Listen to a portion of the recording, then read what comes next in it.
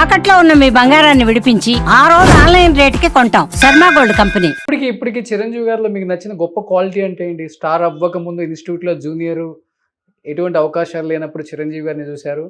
స్టార్గా ఎదుగుతున్నప్పుడు చిరంజీవి గారిని చూశారు. స్టార్గా ఎదిగిన తర్వాత ప్రొడ్యూసర్గా మీ హీరో చిరంజీవి గారిని చూశారు. ఈరోజు చెప్పాలంటే ఫస్ట్ అగ్రస్థానం అంటే ఆయనదే. ఎంతమంది హీరోలు వచ్చినా ఈ చిరంజీవి గారిని చూస్తున్నారు. సో ఏంటి కామన్గా ఇప్పటికి చిరంజీవి గారిలో మారని ఒక quality? He himself is a quality. He himself a role model. ఇంకెవరికి ఇంకో నేర్పాల్సిన అవసరం లేదు. Is a role model. ఆయన చూసి నేర్చుకోవాలి ఎవరైనా. ఏ ఫీల్డ్లోనైనా పైకి రావాలంటే అలా కష్టపడాలి. ఎప్పుడు గొడవలు రాలేదు? ఆయన పక్కనే తమ్ముడైన పవన్ కళ్యాణ్ ఎలా అయ్యాడంతా ఎవరిని ఊహించారా? ఒక స్టేట్కి సీఎం లెవెల్కి వెళ్ళగలుగుతున్నాడంటే ఏంటి, ఎలా? ఒక నటుడు అంటే ఏంటి, తక్కువ ఆలోచన చేస్తారా? ఎవరైనా ఏదో డ్యాన్సులు చేస్తాడు, ఫైటింగ్లు చేస్తాడు, యాక్టర్ అనే కాదు కదా. సమాజంలో ఎంతో చేస్తున్నారు. అది నందమూరి తారక రామారావు ప్రూవ్ చేశారు. సో ఆయనకి ఏంటి ఇళ్ళలు, అలాగే చిరంజీవి కూడా ఇళ్ళలు లేవు. ఎప్పుడు గొడవలు రాలేదా మీ మధ్య, ఫ్రెండ్స్ మధ్య? ఎప్పుడు సరదాగా కూడా లేదు, అసలు అవసరమే లేదు. అంత అండర్స్టాండింగ్ ఉండేది. బట్ ఫ్యామిలీతో కూడా అందరితో మేము ఇదిగా ఉండేవాళ్ళం, కలిసిమెలిసి ఉండేవాళ్ళం. So there is no controversy, ఏనాడు లేదు. ఎందుకంటే ఆశిస్తే ఫ్రెండ్షిప్ పోతుంది సార్. ఓకే, ఎప్పుడు ఆశించి 10 రూపాయలు అప్పటికే ఉంటే ఆ ఫ్రెండ్షిప్ పోయినట్టే. ఇప్పుడు జనరేషన్ మీరు చెప్పేదే చేస్తున్నారు. ఎక్కువ ఎక్స్పెక్టేషన్, ఏదో కావాలి అని ఎక్స్పెక్ట్ చేసి ఫ్రెండ్షిప్ చేస్తే కట్ అయిపోద్ది. So real friendship is accept his success and his growth. Super sir. ఇది చాలా మంది ఫాలో అవ్వాలి. ఇది ఫాలో అవ్వట్లేదు ఫార్ములా. సో ఎంజాయ్ చేయి. ఒక సర్కిల్ వచ్చిన తర్వాత అంటే బాగా రిచ్ ఫ్రెండ్ తో స్టార్ట్ అయిందంటే ఫ్రెండ్షిప్, నెక్స్ట్ డేనే ఏదో ఒకటి ఎక్స్పెక్ట్ చేస్తున్నావు వాడితో జర్నీలో. తప్పు. నీ బిజినెస్ లో ఇంత షేర్ ఇవ్వు, తప్పు. నీది ఒక కార్ ఇవ్వు, వద్దు. ఒక అమౌంట్ ఎందుకు ఆశించదు? ఆయన బాగుండాలని ఆశించు చాలు. అందుకంటే ఏం కావాలి? ఆయన బాగుంటే నువ్వు బాగున్నట్టే, వాళ్ళ కుటుంబం బాగుంటే నీ కుటుంబం బాగున్నట్టే. Why what for? నీకు చేతగానప్పుడు, నీకు లేనప్పుడు, జరగనప్పుడు ఆశించు, తప్పులేదు. ఆదుకుంటే ఫ్రెండ్షిప్ గొప్ప. ఆశించనక్కర్లేదు, వాళ్ళే చేసేస్తారు. అది చేస్తారు. చేయకపోయినా కూడా మనం అడగచ్చు. ఒక ఎగ్జాంపుల్ చెప్తాను మీకు. ఈరంకి శర్మ గారిని నేను చాలా ఇష్టపడే డైరెక్టర్. బాలచంద్ర గారు కో డైరెక్టర్. నన్ను హీరోగా పెట్టుకుని 3 సినిమాలు తీశాడు ఆయన. చిలకమ్మ చెప్పింది, నాలాగా ఎందరో, కుక్క కాటుకు చెప్పు దెబ్బ. దీనికి డైరెక్టర్ ఆయన. చిరంజీవి కూడా ఛాన్స్ ఇచ్చాడు. తర్వాత మేమిద్దరూ రికమెండ్ చేస్తేనే బాలచంద్ర గారి సినిమాలో చిరంజీవి గారికి వేషం వచ్చింది. ఇది కథ కాదు. అలాంటి డైరెక్టరు రీసెంట్గా ఒక 4-5 ఏళ్ల క్రితం వరకు చాలా ఇబ్బందుల్లో ఉన్నాడు ఆయన. చెన్నై నుంచి నాకు ఫోన్ చేశాడు ఆయన. నారాయణరావు, చాలా ఇబ్బందుల్లో ఉన్నాను, ఒకసారి కొంచెం చిరంజీవికి ఒక మాట చెప్పవా, ఏమైనా సహాయం చేస్తాడేమో అన్నాను. నేను ఒకటే మాట చెప్పాను, ఏమంటే చిరంజీవికి మీరంటే చాలా గౌరవం. ఆయనకి పద్మభూషణ్ వచ్చినప్పుడు కూడా అమితాబ్ బచ్చన్ గారు స్టేజ్ మీద ఉంటే ఈరంకి శర్మ నాకు డైలాగులు నేర్పాడు, నన్ను యాక్టింగ్ చేశాడని చెప్పాడు, అంత గౌరవం ఉందండి మీరంటే, why don't you call him directly అని చెప్పి నేను చిరంజీవి గారి నెంబర్ ఇచ్చాను. ఇస్తే ఆయన ఫోన్ చేశాడు ఈరంకి శర్మ గారు. చేస్తే వెంటనే ఆ ఫోన్ రిసీవ్ చేసుకున్న తర్వాత సాయంకాలానికల్లా 5 లక్షల రూపాయలు ఆయనకు పంపించాడు. That is Chiranjeevi. అది ఎవరితోనూ చెప్పుకోడు. ఆయన ఎందుకు చెప్పుకోవాలి? నేను చెప్పకూడదని చాలా నుంచి చాలా మంది ఆర్టిస్టులు చేసిన దానికి చిరంజీవి గారు చాలా మందికి హెల్ప్ చేశారు. చాలా మందికి హెల్ప్ చేశాడు. ముఖ్యంగా డైరెక్టర్లు ఉన్నా కూడా అంతే హెల్ప్ చేశాడు అవసరం ఉన్నప్పుడు. సో దట్ ఈస్ వాళ్ళు చేయాల్సింది. అంతేగాని ప్రతి వాళ్ళకి అంటే ఇప్పుడు సినిమాలు అన్న తర్వాత ఆయన ప్రొఫెషనల్ ఇబ్బందుల్లో ఆయన నిలబడడానికి ఆయన ఇప్పటికీ కృషి చేస్తున్నాడుగా.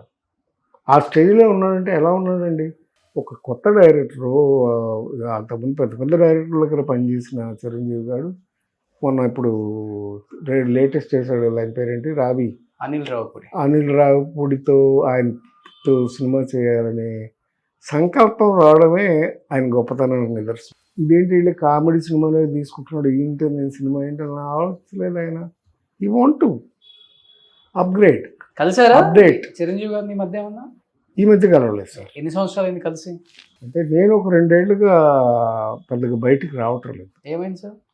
అది వేరే విషయం. మెడ్రాస్లో షూటింగ్ చేస్తుంటే టీవీ సీరియల్ ఆ, బాత్రూంలో పడ్డాను. ఆ, పడితే ఫ్రాక్చర్ అయింది. లెగ్. రిబ్ ఆ, ఫ్రాక్చర్ అయ్యి ఒక ముక్క వెళ్ళి లంగ్స్లో గుచ్చుకుంది. అయ్యయ్యో. ఆ లంగ్స్లోకి నీళ్ళు వెళ్ళిపోయినాయి. ఆ, అయితే అప్పుడు అక్కడ హాస్పిటల్ ఉంటే మా అబ్బాయి ఇక్కడి నుంచి హైదరాబాద్ నుంచి వచ్చి ఉమ్, అపోలో హాస్పిటల్ ఆపరేషన్ చేయించి ఉమ్, అక్కడి నుంచి వచ్చాను. అందుకని 2 years నుంచి ఐఎమ్ నాట్ గోయింగ్ అవుట్. ఉమ్. లేటెస్ట్గా నేను ఈ 2 years గ్యాప్ తర్వాత చేసిన సినిమానే ఈ ఆలోచన. కానీ చాలా బాగుంటారు అప్పుడు. ఇప్పుడు కూడా బాగున్నారు అనుకోండి, గడ్డం వైట్ గడ్డం వచ్చినా కానీ. అది గెటప్ కోసం. లవ్ మ్యారేజా మీది అరేంజ్డ్ మ్యారేజ్? నాది arranged marriage come love. Love. అంటే నా మేనగోళ్ళే కావాలని చేసుకున్నాం 10 years. సో ఇండస్ట్రీని అర్థం చేసుకునే పర్సన్ అయితే మంచిదని చేసుకున్నారా?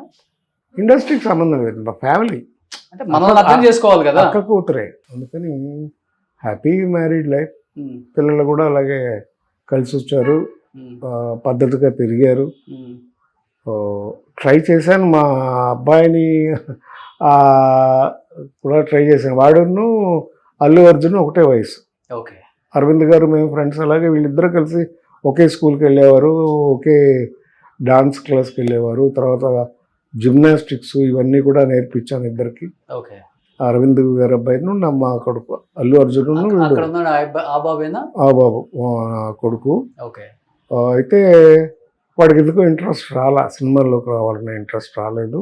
So he is into business. Okay. తర్వాత పాపకి పాటలు నేర్పుదామని సింగింగ్ నేర్పించాను.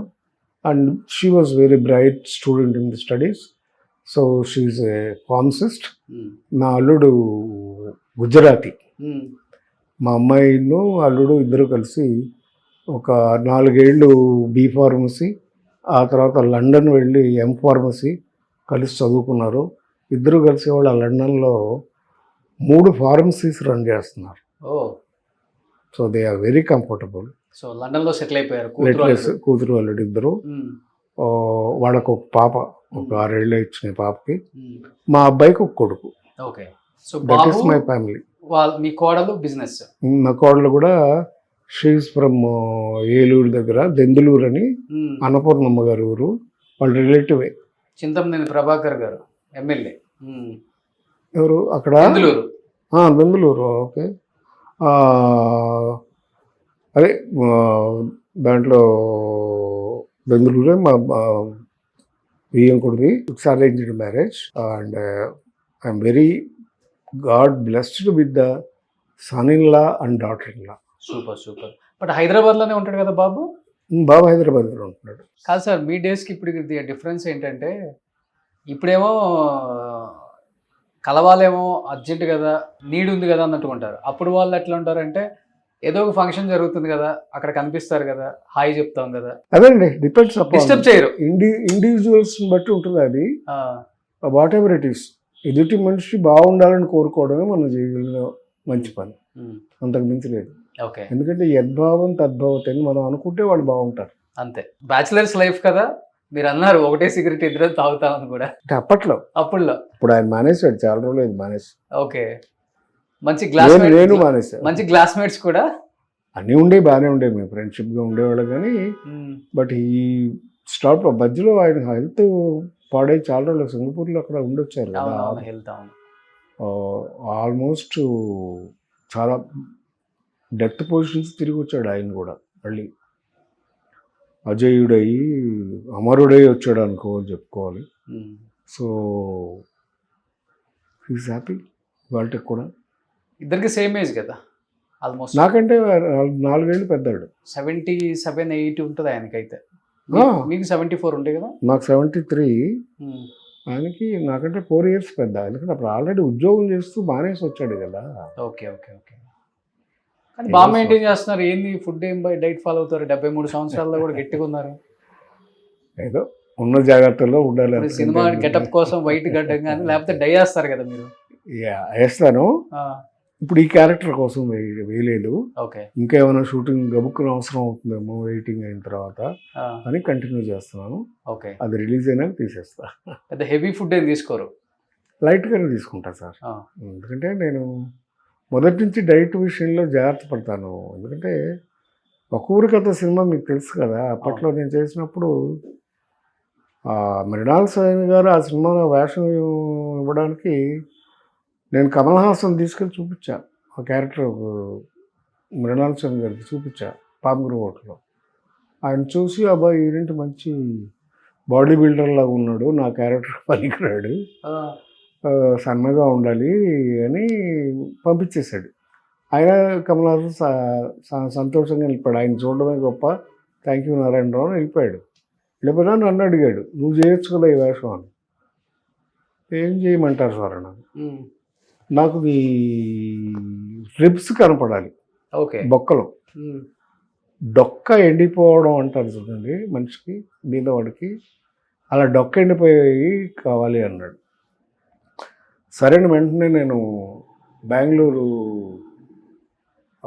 జిందాల్ అని ఒక నేచర్ క్యూర్ హాస్పిటల్ అక్కడ జాయిన్ అయ్యి 27 రోజులు ఉపవాసం ఉన్నాను, ఫాస్టింగ్ చేసి 20 కేజీలు తగ్గా. చేసి వచ్చి ఆ సినిమా చేసా, ఒక ఊరి కథ. ఇంటర్నేషనల్గా నాకు పేరు వచ్చింది సినిమా. సూపర్. సో అప్పటి నుంచి కూడా so I am on control.